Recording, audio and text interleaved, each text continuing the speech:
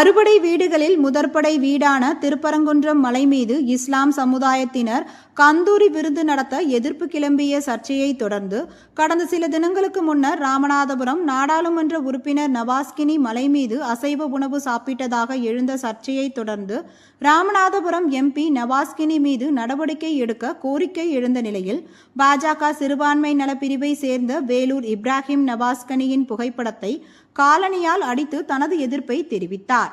இதனைத் தொடர்ந்து திருப்பரங்குன்றம் மலைக்கு செல்வதாக அறிவித்துள்ளதை தொடர்ந்து பாதுகாப்பு முன்னெச்சரிக்கை நடவடிக்கையாக வேலூர் இப்ராஹிமை மதுரை ஜெய்ஹிந்த்புரம் காவல்துறையினர் கைது செய்து விசாரணை நடத்தி வருகின்றனர்.